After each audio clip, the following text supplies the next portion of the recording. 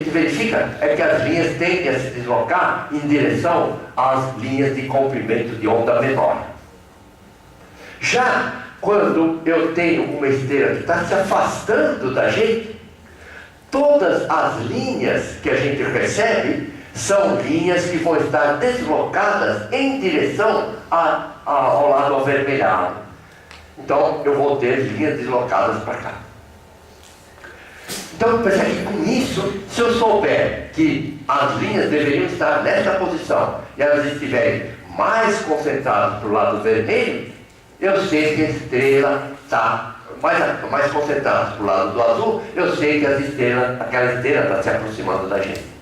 Por outro lado, se as linhas estiverem mais para o lado vermelho, então a gente sabe que a esteira está se afastando da gente. Então, como é que eu faço? Boto lá o meu telescópio apontando para a esteira, boto o prisma aqui, a luz que vem da esteira passa por aqui, e eu vou fazer com que a luz bata em um padrão que eu tenho lá, um padrão que eu fiz no laboratório. E verifico então que a luz da esteira, quando passa pelo prisma e se decompõe, ao invés de bater com o padrão que eu tenho, as linhas vão ficar deslocadas para o lado vermelho. Então é assim que a gente acaba descobrindo que aquela estrela, na verdade, está se afastando. E o Doppler e o Fison fizeram experiências e verificaram que aquilo que eles chamaram de redshift, então deslocamento para o vermelho, assim que eles chamaram. Então eles verificaram que, eles definiram que se eu pego o comprimento de onda que eu recebi, tiro o comprimento de onda que eu sei que deveria ter e divido pelo comprimento de onda do emissor, eu tenho um número. Esse número se chama redshift. Percebe que quanto maior for o deslocamento, maior vai ser o redshift. E aí eles verificaram também que quando a velocidade desse objeto aqui não é muito grande, e se não é muito grande significa que é uma fração consideravelmente menor da fração da velocidade da luz no vácuo, então a razão entre a velocidade com que o objeto está se afastando sobre a velocidade da luz no vácuo é igual àquilo lá. Portanto, para qualquer velocidade, quando a velocidade agora é qualquer, a velocidade V sobre C é dada por esse jeitão. Eu tenho que definir o Z assim, e o Z entra aqui para poder fazer. Eu falo, mas por que isso? Porque quando as velocidades se aproximam de velocidade da luz, então esse padrão aqui acaba sendo prejudicado do ponto de vista de apenas deslocamento. Então a gente tem que incluir um efeito relativístico. E esse efeito relativístico acaba fazendo com que a gente chegue dessa forma um pouquinho mais complicada.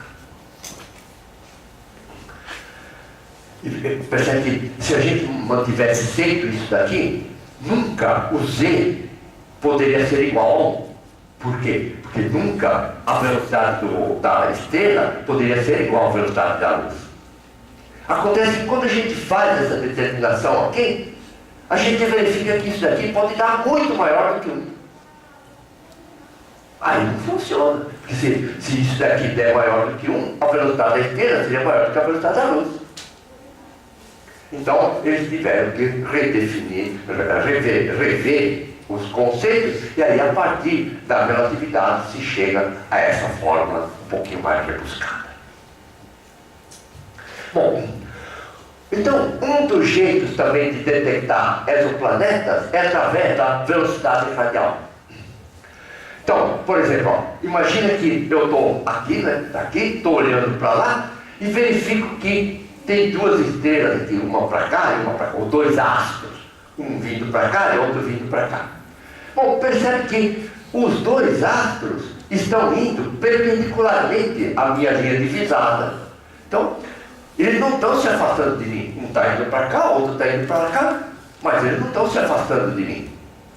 De modo que o espectro que eu obtenho daqueles dois astros é exatamente igual ao espectro que eu obtenho no laboratório parado. Mas, quando essa estrela quando esse átomo A vem para cá e esse átomo B vem para cá, percebe que agora o átomo A está fugindo de mim. Eu continuo observando daqui. Esse átomo A está fugindo e esse está se aproximando. Então o que acontece é que eu verifico que em laboratório é isso que eu tenho, o átomo A está se afastando, portanto a luz que ele emite por causa do efeito Doppler acaba parecendo mais avermelhado. Então, ao invés do espectro cair aqui, cai aqui mais para o lado do vermelho. Enquanto que desse átomo aqui que está se aproximando de mim, a linha espectral cai mais para o lado do azul. Aí, mais um pouquinho, o átomo B vem aqui, o átomo A aqui. Outra vez estamos nessa mesma situação. Então, com velocidades que não são radiais com relação a onde eu estou. Portanto, outra vez, reproduz as condições iniciais que nós tínhamos colocado lá. Até que, bom, vai chegar uma hora que o B vai estar aqui e o A aqui. Agora o A está se aproximando e o B se afastando. Então, o espectro do A vai parecer para o azul e o espectro do B vai parecer para o vermelho. Então, é isso que a gente observa. Só que tem uma coisa, muitas vezes, a gente olha para uma estrela, vê uma estrela, não vê o outro lado. Mas quando a gente vai observando o espectro, a gente verifica que no espectro, de vez em quando, uma linha vem para cá, outra para cá. Depois, aquela linha, a linha vem para cá e a outra vem para cá. E um jeito de explicar esse deslocamento das linhas é admitindo que haja um movimento de dois átomos em torno de um centro. Como aquele que não, o átomo B aqui, que é um átomo que eu não enxergo, a gente consegue então verificar que ele está em condições, através de estudo de elipse que nós vimos, a gente acaba determinando que, opa, lá nós temos um planeta, um exoplaneta. Então, os deslocamentos das linhas geralmente sempre estão no sentido oposto, com relação nos instantes em que estão coincidindo. Bom, de modo que, como resumo de determinação de distância, nós temos o seguinte: daqui à Terra, até mais ou menos uma unidade astronômica, a gente poderia utilizar o método de laser. O que é o método de laser? Eu lanço um raio laser até o astro que eu estou querendo, o raio de luz bate no astro, reflete. E eu meço o intervalo de tempo entre a emissão e a recepção. Se eu tenho um intervalo de tempo, eu sei qual é a velocidade com que a luz do laser se deslocou, a velocidade vezes o tempo acaba dando a distância, dividido por 2. Então esse é o processo. Mas só vale para pequenas distâncias, quer dizer, só vale aqui pertinho dos tempos, pertinho de nós aqui. Lua, e quando ocorre que algum planetinha lá está por perto, fora isso, não funciona mais. Um outro processo é o processo de paralaxe trigonométrica que nós tínhamos visto. Esse funciona até uns 300 anos-luz, mais ou menos. Depois de 300 anos-luz, a gente utiliza aquela paralaxe espectroscópica que nós tínhamos visto. Então, aquela que a gente tirava a partir do diagrama do HR, do diagrama de Hertz-Planck. Isso vale mais ou menos uns 30 mil anos-luz.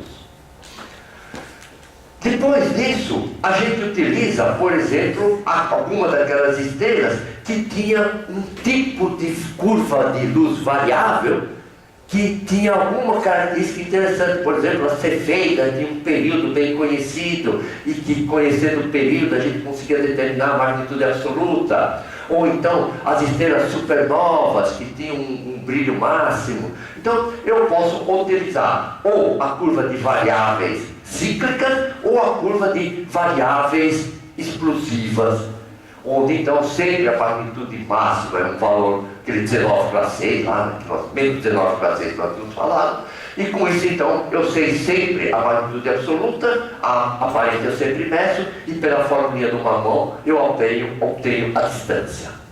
Então isso aqui vale inclusive para galáxias. E quando nós temos objetos ainda mais distantes, aí nós vamos ver um outro processo que é a lei do Hubble. Sendo que a lei do Hubble acaba utilizando o efeito Doppler, como nós vimos. Pois não. Esse processo de lei que você falou, para o Sol e para o sistema. Não, conclusão. Com certeza não. Quer dizer, ele só vale para planetas ou outros corpinhos do sistema solar que estejam naquele instante mais perto do que uma unidade. Cá entre nós, mesmo para a Lua, é complicado para Chuchu. Porque percebe, o laser, bom, ele tem um feixe bem colimado. Só que ele não sai como uma linha. Na verdade, ele sai como um cone de abertura muito pequenininha. Então, se sai um cone de abertura bem pequenininha, ele sai daqui com alguns milímetros de diâmetro. Mas quando ele chega na Lua, ele já se espalhou bastante. Aí ele tem que refletir na Lua e voltar. Conforme ele volta, ele espalha mais ainda. Aí tem que ficar caçando um fótonzinho que consegue voltar. Então o processo é bem complicado. Quando o pessoal da Apollo foi na Lua, eles deixaram lá um espelho refletor, de tal forma que a luz batia no espelho e voltava mais, porque o espelho concentrava a luz de volta. Aí melhorou um pouquinho. Bom, mas na Lua dá para fazer isso, mas nos outros ainda não foi. Então complica. Mais uma prova que o homem foi na Lua. Ah, sim, isso é mais uma, né? Tá. Bom, agora tem as binárias espectroscópicas. As binárias espectroscópicas são o seguinte: imagina que eu tenho aqui duas estrelas, agora estrelas mesmo. Isso daqui basicamente é o processo de caça de exoplanetas. Mas imagina que eu tenho uma estrela girando aqui assim. Eu verifico que essa estrela emite uma certa luz com um certo comprimento de onda. Só que depois de algum tempo, eu percebo que aquela estrela está emitindo uma luz mais avermelhada. Por quê? Porque ela está se afastando de mim. Depois de algum tempo, outra vez, ela emite uma luz, só que agora uma luz azulada. Depois volta a ser verde. Bom, se eu vejo as duas estrelas, tudo bem. Só que muitas vezes eu não consigo ver essa estrela aqui, só vejo aquela. Mas eu consigo observar o espectro das duas. E a partir da observação do espectro das duas, eu verifico que a luz de uma o espectro de uma se mantém mais ou menos na mesma posição e o espectro da outra varia de cor. Então, mesmo sem ver esta daqui, eu verifico que, como existe um espectro variável, então as linhas ficam em posições variáveis, eu admito então que haja uma estrela girando em volta da outra. Então, aí aplica aquela formulinha lá, de o lambda observado menos o lambda emitido, que foi aquilo que nós falamos até agora, igual a V sobre C. Como a gente está falando de uma estrelinha girando em volta da outra, essa fórmula aproximada aqui é suficiente para determinar a existência e a velocidade orbital de uma estrela em torno da outra. Porque essas velocidades são muito menores do que a velocidade da luz. Tá. Esse aqui é um caso típico. Então, tá vendo? Conforme foi obtido o espectro, né? Tá vendo? As mesmas linhas aqui aparecem deslocadas, tá vendo? Aqui, tá? Então, as mesmas linhas aparecem deslocadas. Então, é como se tivesse duplicado. Então, tá vendo? Dá para ver aqui o espectro da estrela 1 e aqui o espectro da estrela 2. Então, esse aqui está sozinho e esse aqui duplicou. Aqui está sozinho, aqui duplicou, está sozinho, duplicou. Então, aqui significa que a estrela está passando aqui. Aqui significa que a estrela está passando lá e começa a separar. Bom, e a mesma coisa a gente pode fazer para determinar a rotação de uma estrela. Então, percebe que tem uma estrela, vamos supor que essa estrela emitisse um espectro contínuo. Eu coloquei aqui o contínuo, não tão contínuo assim, para ser mais fácil de explicar. Vamos supor que a estrela estivesse aqui, indo para lá, imagina que a estrela estivesse girando aqui assim. Então, conforme a estrela está aqui, eu estou observando esse ponto aqui, o que vai acontecer? Nesse ponto aqui, está saindo luz verde, e eu vejo que chega a luz verde, ponto final. Já esse ponto aqui, ele está se afastando de nós. Então, se ele está se afastando de nós, essa luz vai me parecer mais para o vermelho. Pode não chegar no vermelho, mas está no amarelo. Então, vai ficar uma cor mais amarela. Portanto, aqui, quando essa parte da estrela, conforme vem vindo para cá, como ela está se aproximando, a luz verde fica com um comprimento menor, fica com luz azul. De modo que o espectro vai ficar assim, ó. Quando eu tinha aqui o espectro verde, está aqui assim. Conforme, o que vai acontecer? Deveria ter só luz verde. Só porque a estrela é verde em todo lugar. Mas o que eu verifico é que, conforme essa parte está indo para lá, o espectro não fica só verde, aparece o amarelo também. E esta parte da estrela vem vindo para cá, então aparece o azul também. De modo que o espectro daquela estrela, ao invés de aparecer como uma linhazinha verde, aparece como uma linha engrossada que vai lá do amarelinho até o azulzinho. Então, quando o espectro que a gente recebe aparece mais alargado, a gente sabe então que aquela estrela está em rotação. Pois não. E como determinar que essa variação nos comprimentos de onda não são decorrentes de outros elementos químicos? Ao invés de rotação? Então, aí você acaba aplicando essa equação e verifica que bate essa equação. Então, acaba sendo o mesmo elemento.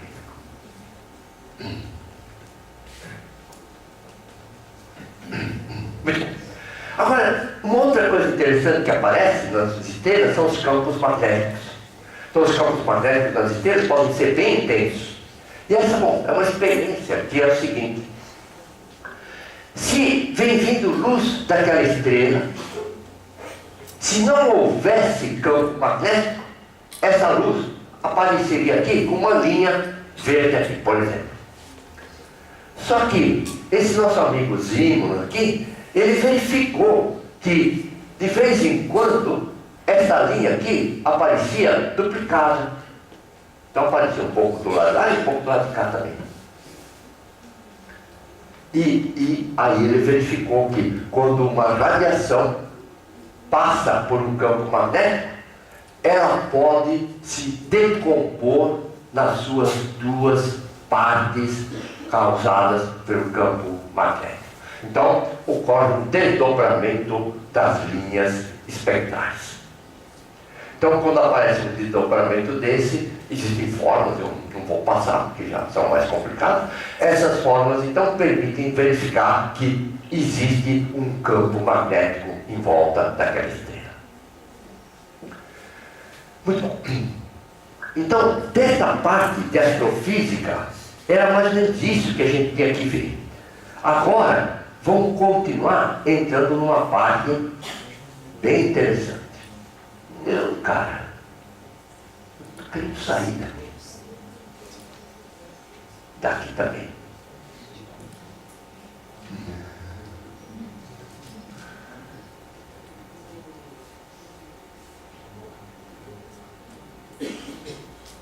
Acho que está aqui, né? Sei lá. Peraí, é isso aqui. Então, essa é uma parte legal. Uma parte que quem não gosta de matemática vai gostar, porque não vou falar nada de matemática. Muito bom. Aliás, vai ter uma formulinha. Agora que eu me lembrei. Tá bom. Então, vamos falar então sobre evolução estelar. Bom, nós já vimos o que é uma estrela. Lembra que uma estrela era um corpo gasoso, no interior do qual ocorriam reações de fusão nuclear, onde essas reações de fusão nuclear transformavam elementos químicos mais leves em elementos químicos mais pesados e ao mesmo tempo liberavam energia. Muito bem. Vamos falar sobre o tamanho e a massa. Primeiro vamos falar sobre o tamanho de uma estrela, que lembra que nós já vimos como se determina o raio de uma estrela. Então, vamos comparar. Imagina que esse aqui fosse o tamanho do Sol, esse pontinho aqui assim. O que a gente verifica é que tem estrelas bem maiores. Sirius, por exemplo, é uma estrela bem maior. Polos, um dos componentes lá da estrela Gêmeos, da constelação de Gêmeos, já é bem maior. Essas cores também estão associadas com a temperatura da estrela, como nós já vimos. Então lembra que quando a estrela é mais fria, ela é mais vermelha, quando ela é mais quente, ela é mais azulada. A estrela Arcturus, puxa, ontem eu esqueci de mostrar, ela estava lá. Arcturus já é bem maior, Rigel, o pé do caçador é bem maior, Aldebaran é o olho do touro, é maior ainda. A estrela Betelgeuse é ainda maior, a Antares é ainda maior. A Antares nós vimos ontem. Lembra? A estrela mais brilhante da constelação do Escorpião. Então o Antares nós vimos. Olha só o tamanho de Antares quando comparado com o tamanho do Sol. Então os tamanhos são muito grandes. Mas nem sempre o fato de ser muito grande significa que ela tem uma massa muito grande. Só tem tamanho. O que define como uma estrela vai se comportar do ponto de vista da evolução? A massa. Então, para isso, a gente vai classificar as estrelas. São 3 quantidades de massa: as estrelas magrinhas, as estrelas um pouquinho mais gordinhas e as estrelas realmente obesas. Então, vamos lá. Lembra que a gente determinar a massa de um corpo, o que a gente faz? Por exemplo, eu coloco uma balança aqui com os dois braços iguais, coloco aqui uma massa que vai ser a minha massa de comparação. E do lado de cá, eu vou colocar o corpo cuja massa eu quero medir. Nós vamos ver que no caso das estrelas, a massa de comparação vai ser a massa do Sol. Ué, se eu colocar aqui a massa de comparação, o Sol, e colocar aqui o próprio Sol, isso aqui vai ficar equilibrado. Agora, imagine que eu vou pegar a mesma situação, só que aqui eu vou colocar uma outra bola. Pode até ser do mesmo tamanho, mas, por exemplo, aqui eu vou colocar uma bola de madeira, não uma bola de futebol. Claro que a bola de madeira vai ser mais pesada e a balança vai dar uma pendida. Aí eu vou colocar aqui uma bola de ferro. Bom, a balança vai pender mais ainda. Isso significa o seguinte, que a massa de um corpo vai poder ser medida em função da comparação com uma massa padrão. Então, vamos lá. No caso do Sol, o que nós temos então? Nós temos que, aqui, nós vamos colocar a estrela cuja massa eu quero determinar. E aqui eu vou colocar tantos sóis quanto forem necessários para equilibrar a balança. Então, se eu colocar aqui uma massa, um Sol, ainda não equilibrou, ponho mais um Sol. Se ainda não equilibrou, ponho mais um Sol. Aí equilibrou. Aí eu digo então que a massa daquela estrela é igual à massa de 3 sóis. Muito bom. Então, vamos lá. O que nós chamamos de uma estrela magrinha? Uma estrela magrinha é aquela em que a massa... então, tem estrela magrinha, então eu vou chamar de massa leve. Tem a estrela de massa média, que eu vou chamar aqui de estrela gordinha. Você fala, não tem normal, não tem normal. E aquela que tiver uma massa muito grande, então vai ser a massa pesada. Claro que não tem significado massa pesada, né? Mas vamos chamar de massa pesada como comparação de um lutador, né? Seria lutador de peso leve, peso médio e peso pesado. Muito bom. O que significa massa leve? Uma estrela de massa leve significa que a massa da estrela tem 1/10 da massa do Sol. Então, massa do Sol dividido por 10, até 4 massas do Sol.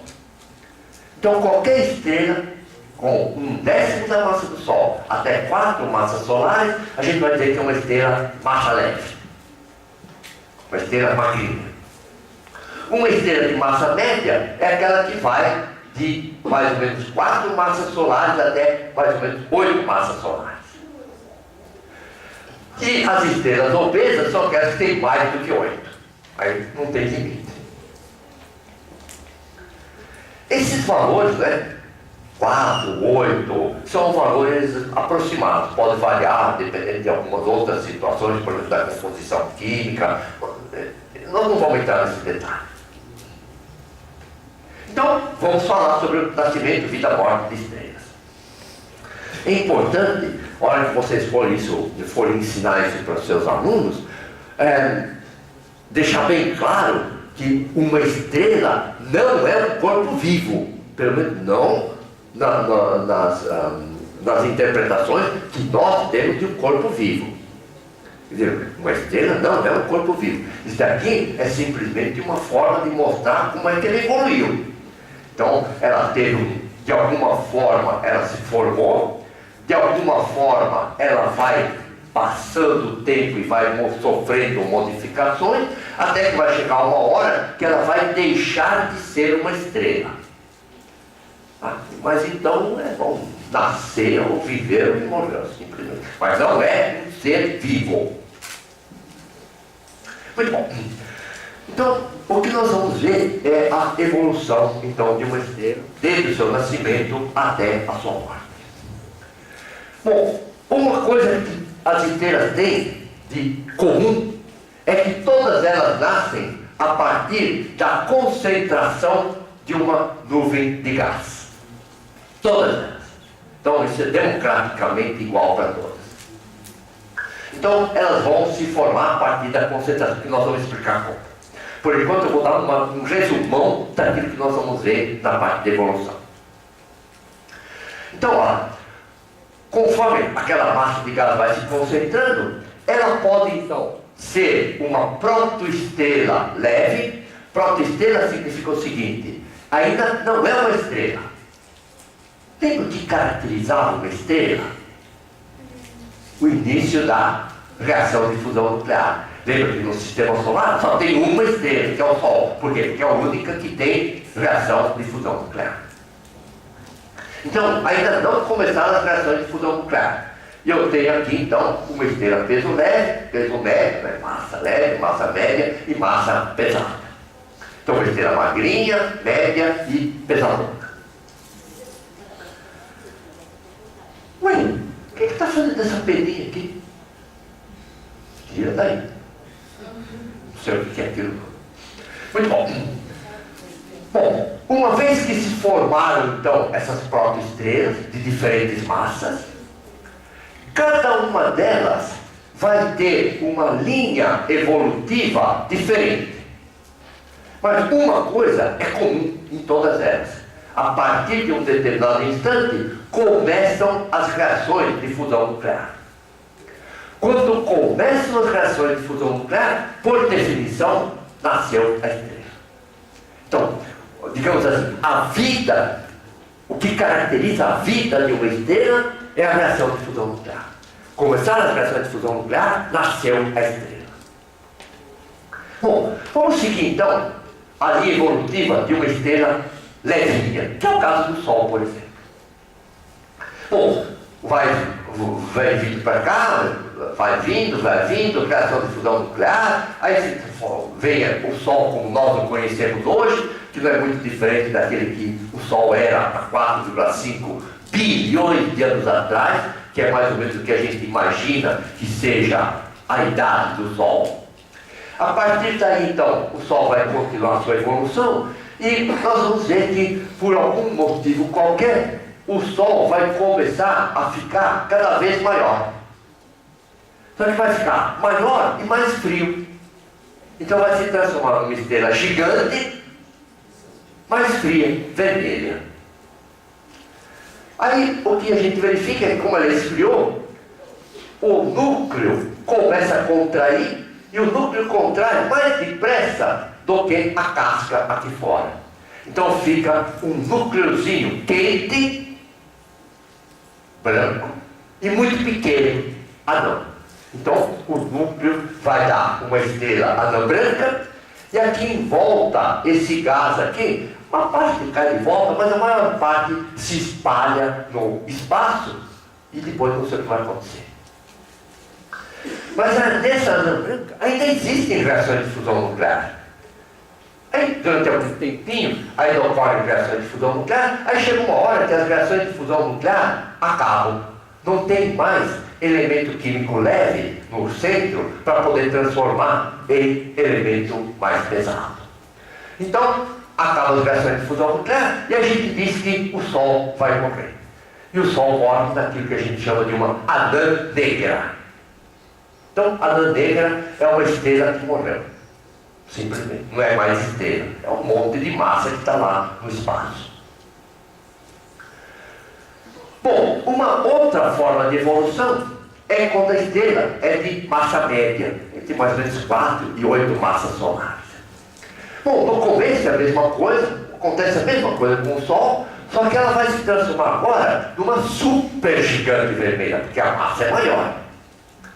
Do mesmo jeito como aqui, essa daqui também vai começar a contrair. Só que aí então aparece uma diferença fundamental. Nesta segunda contração, aquela estrela tem massa, pressão e temperatura suficientes para que no centro dela recomecem as reações de fusão nuclear, mas agora não mais passando hidrogênio para hélio, mas passando hélio para carbono. Aqui no caso do Sol, só tem passagem de hidrogênio para hélio, ponto final. O hélio é a coisa mais pesada que pode ser sintetizada no interior do Sol. Nessas estrelas não. Na segunda contração, o hélio pode começar a passar para carbono. Aí, eventualmente, dependendo da massa, pode sofrer uma nova expansão para uma supergigante azul. Aí, ao contrário, nessa terceira contração, a primeira foi aqui, essa foi a segunda para vir para cá, agora a terceira contração. Nessa terceira contração, nessa terceira contração, a massa e a pressão podem ser suficientemente grandes para que comecem as reações de fusão nuclear que vão transformar o carbono em elemento mais pesado, para oxigênio, por exemplo.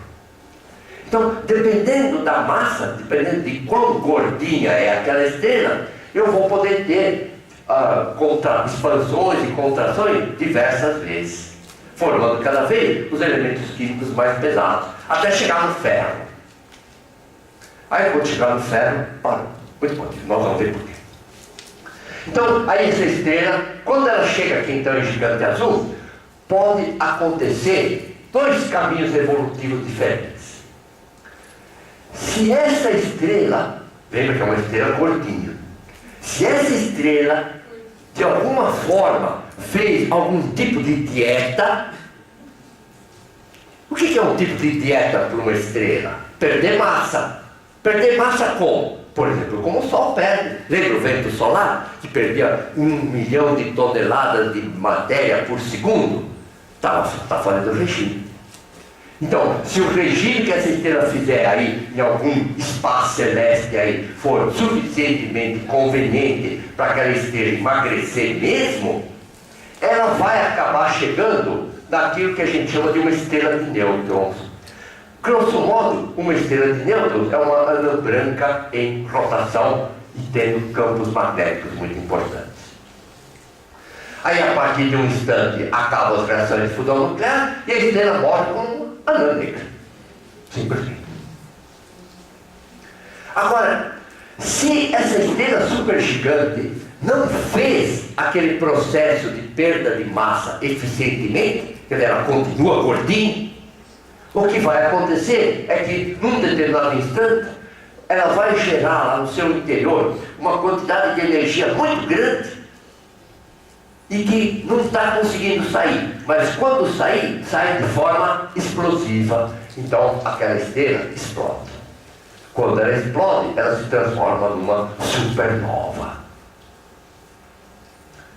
Essa supernova, então, dá origem a um monte de gás. Bom, agora vamos para o terceiro caso. Então, no terceiro caso, outra vez a estrela se transforma numa super gigantona vermelha, começa a contrair, conforme vai contraindo, vai esquentando, vai passando elemento um pouquinho mais leve para mais pesado. Só que aí é que vem a diferença fundamental.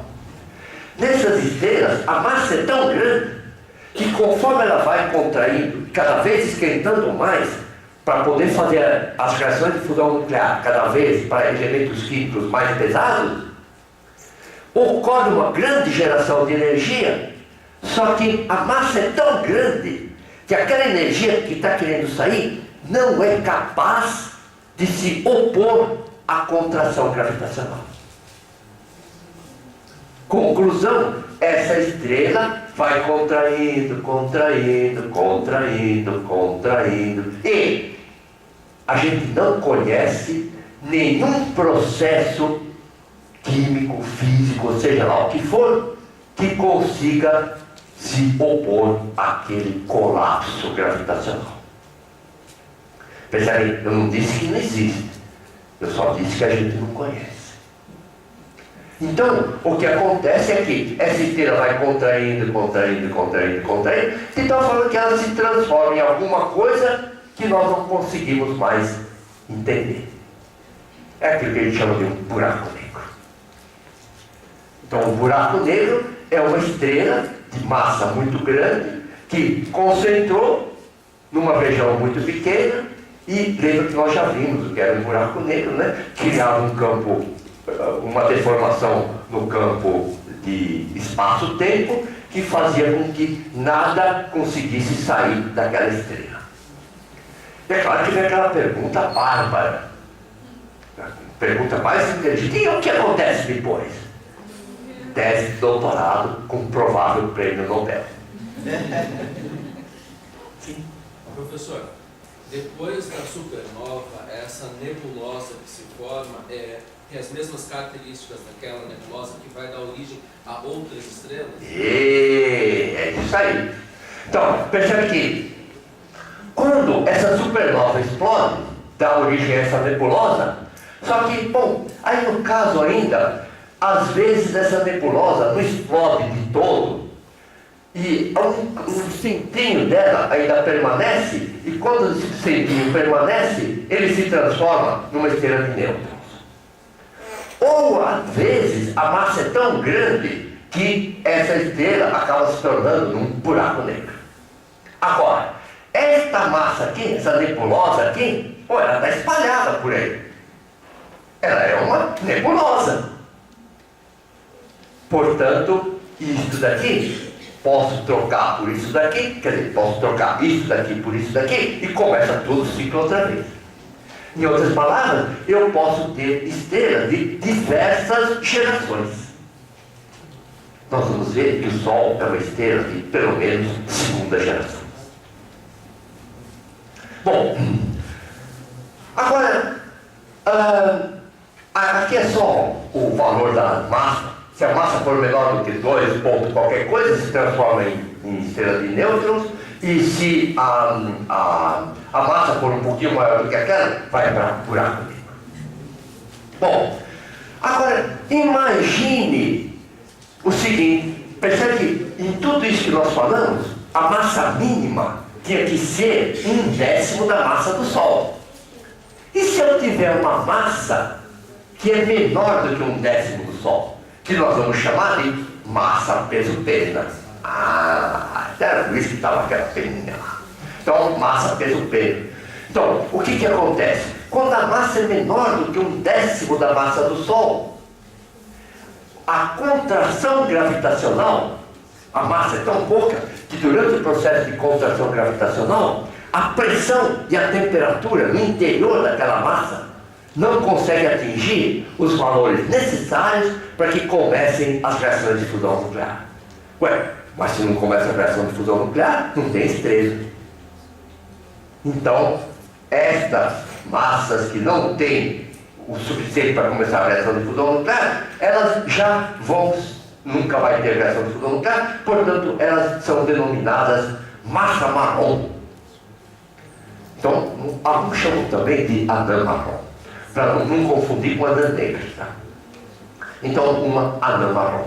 Então, é um monte de gás que nunca vai ser uma estrela. Se esse monte de gás estiver girando em volta de uma estrela, vai ser um planeta. Se não, vai ser uma massa marrom perdida por aí. Bom, então agora vem como se formam as estrelas. Por exemplo, quando eu solto uma pedra aqui, essa pedra nós sabemos que acaba caindo. E não importa em que lugar da Terra eu fizer essa experiência, em todos os casos a pedra acaba caindo em direção ao centro da Terra. Por quê? Porque a Terra tem massa e essa massa atrai as pedrinhas lá para o centro. Agora, imagine que ao invés de ser a Terra, eu tivesse aqui um monte de gás. Uma nebulosa, por exemplo, um monte de gás. Se eu pegar uma partícula daquele gás, essa partícula vai ficar sujeita à força de atração gravitacional por causa de uma outra partícula que está aqui. Bom, mas tem uma outra partícula aqui, tudo bem. Então, essa partícula vai ficar sujeita a uma atração gravitacional causada por esta partícula. Essa outra partícula também vai puxar para cá. De tal forma que sobre essa partícula vai haver uma resultante que tende a vir para cá. Muito bom. Do mesmo jeito que vai ter uma resultante vindo para cá, sobre essa partícula vai ter uma resultante para cá, essa para cá, essa para cá. Conclusão, todas aquelas partículas vão tender a cair em direção ao centro daquela massa de gás. Não precisa ser sólido. Então, conforme essas partículas estão caindo em direção ao centro, a gente diz que elas estão exercendo uma pressão gravitacional. Então, isso que a gente chama de pressão gravitacional. Então, é um caso típico, né? Quando a gente está parado aqui, as paredes não vão sofrer muito. Mas se a gente sair brincando aqui de pega-pega, a hora que vem vindo alguém correndo para mim, e eu quero me desviar, eu vou bater a mão aqui na parede, me jogar para cá. Bom, quando eu me boto a mão aqui, eu estou fazendo uma força para lá. Como vai ter um monte de coisa fazendo isso, eu vou ter uma pressão sendo exercida sobre a parede. Então, o que acontece é isso aqui. Essa pressão de um monte de coisa batendo em alguma coisa, a gente chama de pressão gravitacional. Então, imagina que eu tivesse aqui uma galáxia. Depois nós vamos ver, ainda hoje, nós vamos ver exatamente como definir, mas é um monte de estrela, gás, poeira. E dessa galáxia eu vou pegar uma nuvenzinha, uma forma qualquer. Só que eu vou admitir que essa nuvem é formada basicamente de gás hidrogênio.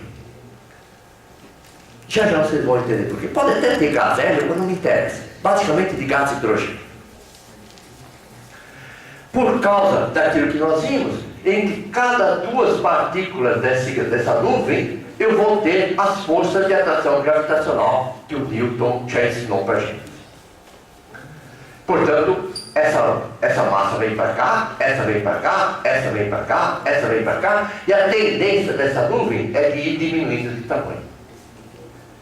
E o que a gente consegue demonstrar, do ponto de vista físico, é que todos os sistemas de corpos em mais ou menos repouso tendem a chegar na sua forma de mínima energia. E a matemática mostra para a gente que, dado um sistema de pontos, onde nenhum deles tinha, ou vários deles, não tinham nenhuma direção privilegiada de movimento, a forma final daquela concentração de gás é uma esfera.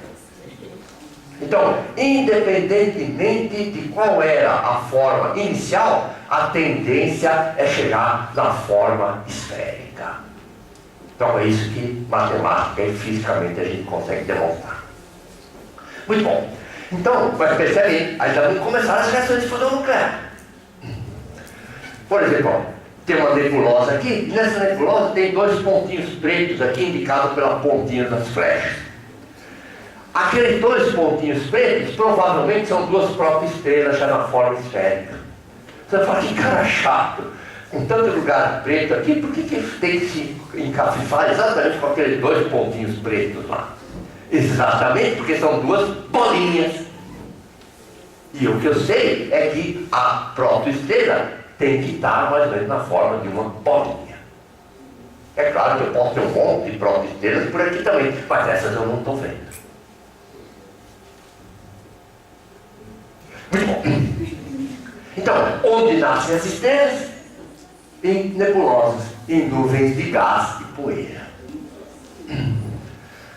Então aqui também, tá vendo? Ó, aqui uma nebulosa escura da cabeça do cavalo. Essa nebulosa não é que bom, não tem gás lá. Pelo contrário, aqui tem uma concentração de gás tão grande que não está permitindo que a gente veja as estrelas que estão atrás dela. Atrás daquela nuvem escura. É como se fosse um nevoeiro muito intenso que não me permite ver o que está do outro lado do nevoeiro. Que não me permite ver, às vezes, nem aquilo que está dentro do nevoeiro. Aqui, então, essa nebulosa aqui provavelmente é um berçário de estrelas. Então, tem fortes indícios de estrelas que estão acabando de nascer e provavelmente outras que vão nascer. Olha lá, uma nebulosa escura. A gente olha para o céu e aparece isso daqui, no visível. Então, uma foto dessa comum é assim que a gente vê. Um monte de estrelas por aqui e aqui não tem nada. Só que, se a gente substituir o visível pelo infravermelho, a gente vai obter, então não o visível, mas pelo infravermelho, a gente vai obter isso daqui. Então, o que é o infravermelho? É calor. Eu não enxergo, mas está lá. Então, o infravermelho mostra as estrelas que estão embebidas nessa nuvem que aparentemente não tinha nada dentro. Aqui, eu pensei que a foto é no visível e mais no infravermelho, porque essas daqui continuaram mais ou menos com o mesmo jeitão de antes. Muito bom. Então, agora vamos ver a evolução de uma estrela jovem. Então vamos ver como evoluiu o Sol ou qualquer outra estrela nas suas fases iniciais. Então, está lá aquela nebulosa, inicialmente na forma esférica. Inicialmente não, mas inicialmente sei lá qual era a forma dela. Mas eu sei que alguma hora qualquer ela vai estar na forma esférica.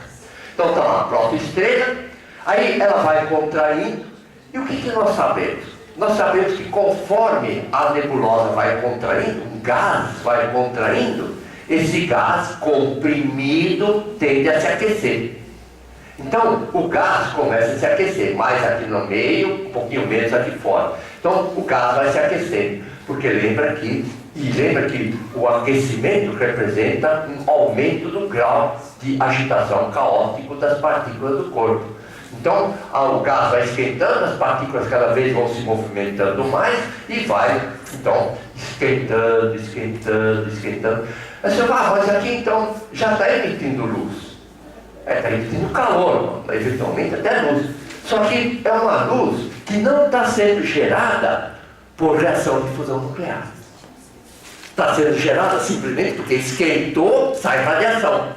Mas não tem reação de fusão nuclear. E vai então contraindo cada vez mais, esquentando. Bom, e aí o que acontece? Bom, então, o aquecimento da própria estrela acontece assim. Então o gás contraiu, se transforma, conforme ele vai contraindo, então, os átomos começam a ter cada vez um movimento cada vez um maior que o outro, e percebe que dois átomos com grande velocidade, por causa da grande temperatura, podem começar a ir um em direção ao outro. Esses dois átomos podem bater um no outro, e conforme eles batem um no outro, ocorre por exemplo, a excitação. Um elétronzinho pula daqui para cá. E pode ocorrer a ionização. Um elétronzinho pula para fora. De tal forma que, quando o elétronzinho pula para fora, a maior parte, então, dessa nebulosa, ela vai ser formada por prótons e elétrons, mas não mais os elétrons pertencentes a um núcleo. Está lá tudo misturado na bagunça. Então, está aquele gás já meio ionizado. Aí, o que acontece? Acontece que, por causa os elétrons, por enquanto, não vão interessar para a gente. Então, essa nuvem aqui vai contraindo, vai contraindo. Conforme ela vai contraindo, agora dois prótons, ele não tem mais o elétron junto, dois prótons, duas cargas positivas, por causa da grande temperatura, então com grande velocidade, podem estar indo uma em direção à outra, os dois prótons, um em direção ao outro, e apesar da repulsão eletrostática, por serem ambos cargas elétricas positivas, eles conseguem romper as barreiras de repulsão eletrostática e conseguem se juntar. Quando esses dois núcleos aqui se juntam, ocorre a fusão nuclear. Durante essa fusão nuclear, então, o elemento químico resultante é um elemento químico mais pesado, por exemplo, o hidrogênio passa para ele, e ocorre a liberação de energia.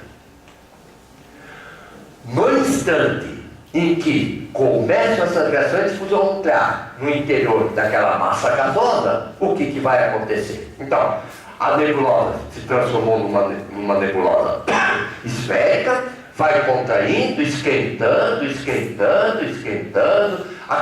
o átomo se transformou em íon, os íons começam a bater uns nos outros, começa a ocorrer a reação de fusão nuclear com liberação de energia e formação de um elemento químico mais pesado, e então, quando começa a reação de fusão nuclear, nasceu a estrela. Então esse que é o processo de formação de uma estrela. Ao que parece, isso vale em qualquer caso de estrela. Bom, então está aqui, está aqui uma nebulosa, e aqui tem um grupinho de estrelas que se formaram aí há pouco tempo no caso de astronomia, pode ser alguns milhões de anos. Então se formou aqui, formaram algumas estrelas, e são estrelas bem jovens. Bom, quais são as fases da vida de uma estrela? Faz a comparação com o ser humano. Então, feto, nasce a criança, tá claro? Nasce a criança, aí conforme o tempo vai passando, essa criança vai aumentando aí de tamanho, passa a ser um jovem, né? E no caso de uma estrela, ainda não nasceu. Se ainda não nasceu, é a própria estrela. Então, é um feto. Aí, o que acontece? A partir do início das reações de fusão nuclear, nasceu a estrela. Então, nasceu a estrela. Nasceu a estrela, aí o tempo vai passando, ela vai se transformando numa estrela jovem, elementos químicos se unem para formar um elemento químico mais pesado com liberação de energia, e a estrela, então, passa nos primeiros anos da sua adolescência. E a adolescência de uma estrela é como a adolescência nossa, perturbada. A estrela é instável, não sabe ainda o que vai querer ser na vida. Então ela passa por um processo de grande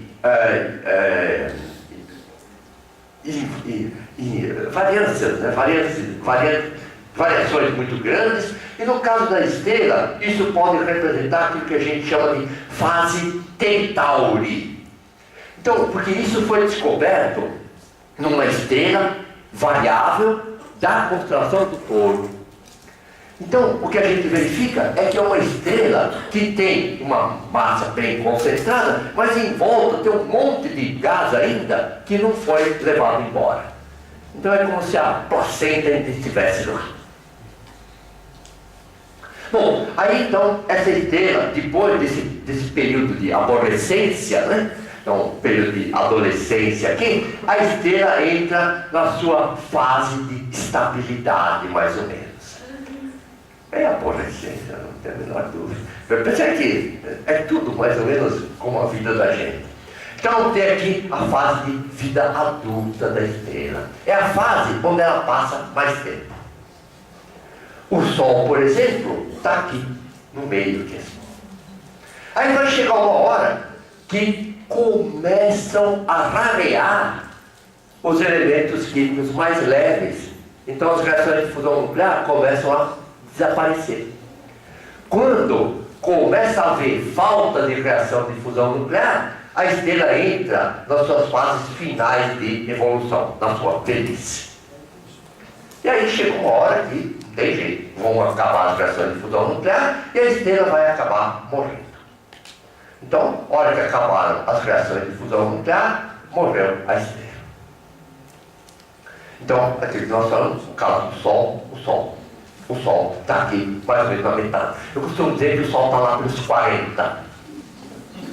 Já viveu mais ou menos 4,5 bilhões de anos e ainda tem mais ou menos tanto até chegar na velhice. E a velhice passa rápido. Isso significa que aqueles que dizem para vocês que a vida começa aos 40 estão enganando vocês. A partir dos 40 começam os problemas, portanto aproveitem antes dos 40. Muito bom. Tá bom, então vamos lá.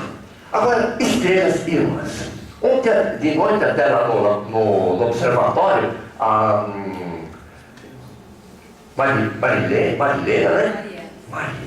Marielle, eu não sei porque eu sempre mudo o seu nome. Aliás, ontem eu já chamei ela de Célia, chamei ela de Maria e já chamei ela de qualquer coisa menos o nome correto dela. Então, mas ela tinha mostrado então ontem pra gente, de noite, um grupo de estrelas e ela chamou de estrelas irmãs. Então vamos ver o que são estrelas irmãs. Quando eu tenho uma nuvem de gás, que essa nuvem de gás vai contraindo, não obrigatoriamente dá origem a uma única estrela. Muitas vezes eu posso ter diversos centros de concentração de matéria. De modo que, ao invés de formar uma única estrela, se formam diversas estrelas. Quando de uma mesma nuvem se formam diversas estrelas, a gente costuma dizer que aquelas estrelas são estrelas irmãs de um aglomerado estelar. Então isso é um aglomerado estelar. São estrelas que nasceram a partir de uma mesma nuvem gasosa. Essas regiões de concentração recebem o nome de glóbulos de Bock, em homenagem lá ao nosso astrônomo Bock, né, que fez essa constatação. Muito bom. Então, está aqui um grupo de estrelas, e esse grupo de estrelas é um grupo de estrelas que pertence ao aglomerado. É claro que vocês vão falar assim, todas as estrelas que estão aqui pertencem ao aglomerado? Provavelmente não. Porque percebe que algumas dessas estrelas estão mais próximas, outras estão mais longe, mas estão mais ou menos na mesma região divisada. Então, a gente precisa fazer um estudo para verificar quais são as estrelas que eu estou vendo aqui que realmente pertencem ao aglomerado. E um desses jeitos é determinar a distância até cada uma daquelas estrelas, para verificar aquelas que estão mais ou menos à mesma distância fazem parte do aglomerado. Aquelas que estão muito defasadas não fazem parte. É claro que tem aquelas que a gente aí estou em dúvida se está suficientemente próximo para ser do aglomerado ou não. Aí, muito bom. Tá. Eu trabalhei muito com essa parte de detecção para verificar qual era a probabilidade de estrelas de um determinado campo pertencerem a um aglomerado aberto. Inclusive, acho que três dos meus alunos de doutorado trabalharam nessa linha. Sim. Os glóbulos, a gente pode dizer que, antes deles condensarem mais, a gente pode chamar eles de nebulosas de absorção? Que não são muito densos, né? São densos. Deixa eu pensar um pouquinho. Na verdade, não obrigatoriamente, porque como ainda não começaram as reações de fusão nuclear, eu não sei se todo mundo ouviu a pergunta dela. Ela fez a pergunta seguinte: por exemplo, esses glóbulos aqui, será que a gente poderia dizer que eles são nuvens de absorção? É claro que se incidir luz lá, vai ser absorvido, mas percebe que eles não estão gerando uma luz de corpo negro, uma radiação oriunda de uma reação de fusão nuclear. Então, se não tiver nada iluminando por aqui, essas nuvens aqui vão emitir luz. Por quê? Porque durante o processo de contração, a energia gravitacional vai se transformar em energia térmica. E vai sair radiação correspondente à energia térmica. Basicamente, infravermelho e um pouco do visível também. Só que, como essa luz vai estar saindo daquela região quente, vai ter um espectro de emissão. Claro, espectro de emissão. É claro que a luz que eventualmente estiver chegando aqui vai ser absorvida, mas se não tiver nenhuma estrela lá iluminando, então só vai ter espectro de emissão. E geralmente é isso que a gente vê. É um espectro de emissão não típico de reação de fusão nuclear.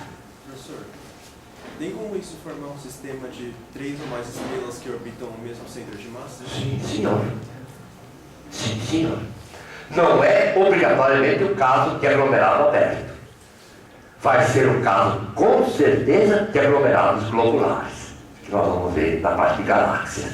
Na parte de galáxias, então, nós vamos ver que se formam diversas estrelas, às vezes milhões de estrelas, é a mesma nuvem, e essas estrelas estão todas elas girando em torno de um centro de massa comum, porque todas elas estão gravitacionalmente unidas. De modo que a resposta à tua pergunta é sim. Quer dizer, posso ter mais do que 2 estrelas girando em torno de um centro de massa comum. Muito bom. Então, aqui estão as Pleiades que estão lá na constelação do Touro, tinha até mostrado para a gente. Essas estrelas aqui são estrelas bem jovens, elas estão lá naquela fase, na verdade essas aqui já passaram um pouco da fase de Centauri, mas ainda tem gás aqui em volta, gás originário, gás que sobrou da nebulosa depois que a estrela se formou. E tem as nebulosas globulares, onde são formadas eventualmente por até milhões de estrelas, todas elas gravitando em torno de um centro de massa comum. Pois não. A gente pode dizer que a nuvem de Oort ela é o gás que sobrou da formação do Sol? A nuvem de Oort é o resto que sobrou da formação do Sol e dos planetas do sistema solar. Então, no caso, não é bem uma nebulosa, do ponto de vista que ele está falando, porque tem já matéria dura lá e coisa assim. Então, ela é uma nebulosa, é uma nuvem que sobrou a partir da formação. E então vão para lá os cometas. E nem sempre uma nebulosa contém cometas em todo lugar. A gente não pode garantir que seja verdade. Tá, vamos lá então. Agora, imagina o seguinte: pelo que nós vimos agora, a estrela está aqui assim, aparecem as forças de atração gravitacional.